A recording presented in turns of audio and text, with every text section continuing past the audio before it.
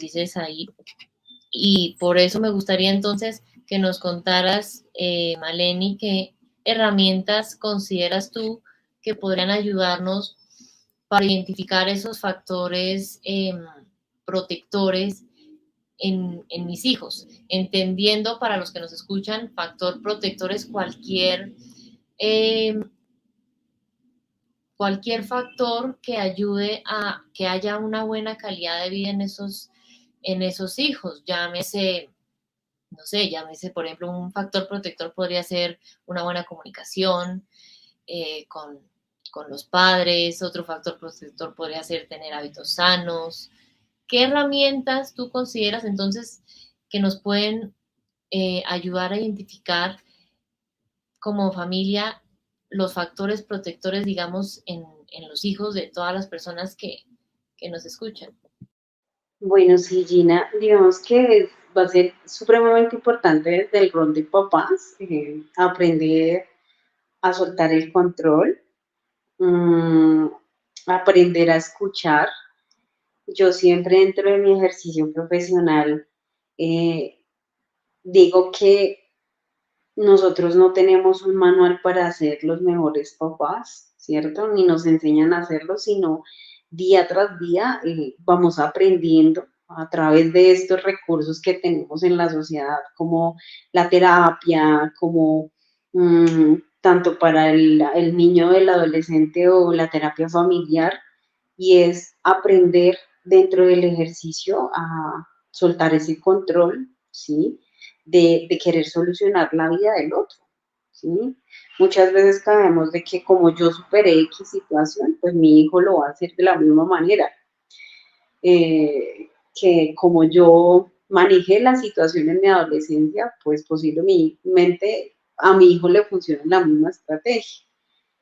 Esto hay que irlo pues quitando, son estigmas de la sociedad, y siempre he considerado de que los papás hacemos lo mejor que podemos con lo que tenemos, ¿sí? Y esto voy a hacer como algo importante porque siento mucho a veces la carga de tener que solucionarle la vida a mi hijo, pero estoy dejando de lado el rol de ser ese apoyo, ¿sí? De eso se trata. Entonces, lo más importante en este momento es aprender a conocer a nuestros hijos, escuchar sus necesidades, y una vez que identifiquemos claramente las necesidades o la situación o el evento de riesgo que se considere pertinente intervenir, podemos dar el siguiente paso o la siguiente herramienta, ¿no? De conocer los actores. Quiero decir, quiénes son, cuáles son las funciones de los aspectos presentados, como conociendo de todos los ángulos realmente la situación, ¿sí? Mi percepción como mamá no puede ser la misma como está viendo mi hijo la situación. ¿Mm? Por otro lado, me parece importante construir o redefinir la participación de otras personas que se involucren a la situación, ¿sí? Teniendo presente como estos aspectos importantes para lo que yo voy a brindar la contención o el apoyo. Mm, Otra de las herramientas importantes es conocer lo que hay macro de este evento, ¿sí? Yo puedo ser la red de apoyo primaria de la escucha activa o realizar la contención como rol materno, pero más allá de eso, poder mostrarle también otras ayudas, ¿sí? Como direccionado a un plan de acción, si requiere de otras personas externas que favorezcan la red de apoyo, ¿sí? Podemos hablar de ayuda psicológica, de programas socioculturales, de recreación, deportes, y esto va también alimentando mi red de apoyo. ¿Mm? Y creo que por último es como ir ejecutando lo que se evidencia o lo que se identifica en ese momento, ¿no? Esto lo estoy hablando en circunstancias donde hay un impacto, pero también podemos enfocarnos a logros, ¿no? Para mí puede ser un logro que mi hijo o mi hija se gradúe del colegio, y cómo empezamos el siguiente paso a la educación superior, ¿sí? y hay un plan de acción, es poderle brindar las posibilidades de academia, de universidad, ¿sí? Pero acompañando ese proceso. Entonces, pues pongo el ejemplo porque muchas veces consideramos que la red de apoyo únicamente es cuando estoy en crisis, y no, una red de apoyo también está, es como diríamos, en las buenas y en las malas, y es acompañar procesos, ser la guía de otras personas. Entonces, como herramientas me parece súper importante eso, la escucha activa. Creemos que ser una red de apoyo es solamente escuchar y nuestro perfil ser pasivo, ¿no? Podemos llegar a ejercer un rol bien interesante si conocemos las necesidades de otros.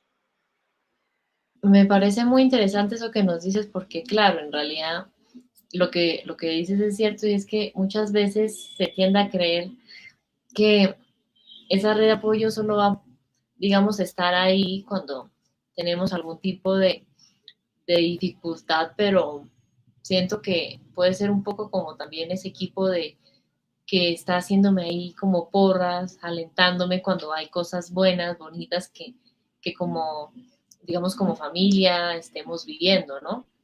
Entonces, muy interesante eso que nos dices. Eh, Me parece genial eso que dices de la escucha activa porque a veces creemos, y esto para los que nos escuchan, a veces creemos que si yo voy a escuchar todo el tiempo a mi hijo, sus necesidades, tal vez cuando tenga alguna dificultad y todo, estoy cayendo en una, digamos, crianza un poco permisiva y deben saber que no, porque cualquier relación, llámese familiar, social, de pareja, laboral, sí es importante aprender a escucharnos y qué difícil es a veces hacerlo, ¿no? Y no es simplemente que yo lo escucho por un oído y sale todo eso por el otro y no hace nada aquí, como les digo yo muchas veces, sino que escuchar qué me está diciendo, digamos, ese hijo que necesita. A veces uno de adulto cree que necesitan una cosa y resulta que necesitan otra. A veces puede que yo de adulto, de mamá, crea que mi hijo necesita un abrazo y resulta que para él en este momento, con que yo esté ahí con él, es suficiente, sin que le diga nada, sin que lo abrace. Ay, pero yo quiero abrazarlo. Sí, ok, pero tal vez en ese momento, por lo que me está diciendo, no es lo que necesita, ¿sí? Entonces sí es importante escuchar atentamente qué es lo que nos están diciendo que necesitan para, en realidad, poder saber qué es lo que necesita y tal vez qué es lo que en ese momento no necesita, ¿sí? Y no tomar como algo personal si necesita algo diferente a lo que yo quería que necesitara. No, simplemente digamos que va creciendo y va necesitando cosas distintas a las que yo como adulto quisiera, pero pues va haciendo parte como del desarrollo de su autonomía y es importante como entender eso y saber respetarlo. Ahora me gustaría entonces que hablemos un poco entonces de esos factores de riesgo. Básicamente, como les decía, esos factores protectores son como, hagan de cuenta, como un escudo que ayuda a protegernos para ciertas situaciones que suceden, ¿no? Para estar de cierta forma más blindados. Pero cuando hablamos de esos factores de riesgo ya hace más referencia como a ciertas situaciones a las que, digamos, si me expongo, puedo correr algún tipo de riesgo, algún tipo de peligro, ¿sí? Puede ser de cierta forma algún tipo de amenaza directa o indirecta hacia mí, hacia algún aspecto de mi integridad. Entonces, Malene, me gustaría que nos dijeras, teniendo eso en cuenta, ¿qué herramientas sientes tú como trabajadora social eh, que podrían ayudar a todas las familias que nos escuchan a identificar cuáles son esos factores de riesgo en sus hijos? ¿Qué consideras tú que podría ayudarles a identificar esas, digamos, esos factores de riesgo y saber de cierta forma abordarlos a tiempo antes de que todo se complique un poco más? ¿Qué nos podrías decir de eso? Bueno, digamos que hace un momento estuve hablando como de las herramientas enfocadas a factores protectores, em, dirigidos como a establecer la red de apoyo. Finalmente, si consolidamos la red de apoyo y sabemos las necesidades de nuestros hijos, disminuimos el riesgo, disminuimos que ellos vayan por la vida solos, ¿sí?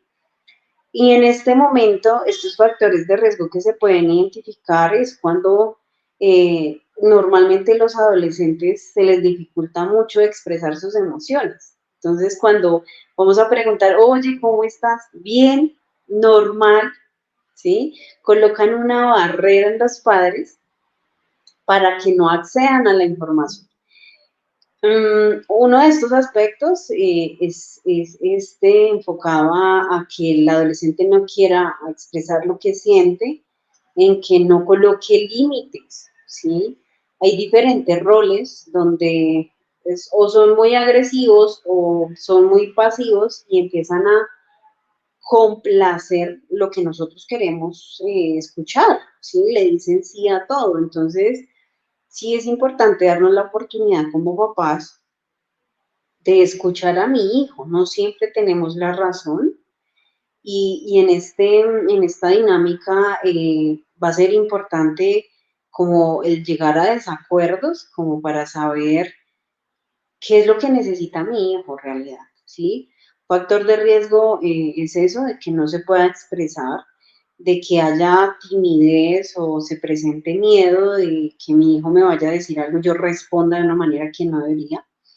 Mm, Cuando los vemos aislados de los entornos sociales, familiares, que el adolescente le cueste interactuar con otras personas, pues algo nos quiere decir esta situación. Mm, y también partiendo del rol de papás, siempre nosotros queremos, como les mencionaba, solucionar todo y somos fuertes y no expresamos el dolor, actuamos rígidos, como yo puedo solo con todo. Entonces, aquí hay algo importante y es que ellos también reflejan lo que a nosotros se nos dificulta soltar. Entonces, una de eso puede ser importante identificar cuando mi hijo se esté aislando, cuando no quiera hablar, cuando evite constantemente sus emociones o evite circunstancias o conversaciones donde voy a hablar de mi emoción. Eso también podría ser interesante. A veces como familias no tenemos las herramientas para gestionar nuestras emociones a nivel familiar y es totalmente válido, no tendríamos por qué saberlos como familia. Sin embargo, sí creo pertinente el acompañamiento del apoyo profesional para manejar estas estrategias, ¿sí? Para saber acerca de pautas de crianza, saber de validación emocional, de la escucha activa. Los seres humanos creemos que escuchamos, pero no, en realidad no sabemos escuchar, no sabemos comunicar. Mm, Eso principalmente, factores de riesgo, eh, que sean hijos perfectos. Yo pienso que es algo que nosotros tenemos en nuestra cabeza de que mi hijo sea perfecto, que no pierda años académicos, que siempre tenga buenas notas y finalmente qué pasa con lo que se presenta internamente. Entonces, considero que son factores de riesgo importantes que pueden ir enfocados a las pautas de crianza y pues siempre he dicho, se vale pedir ayuda, no, no es de tener que saber todo, sino de aprender, un aprendizaje continuo.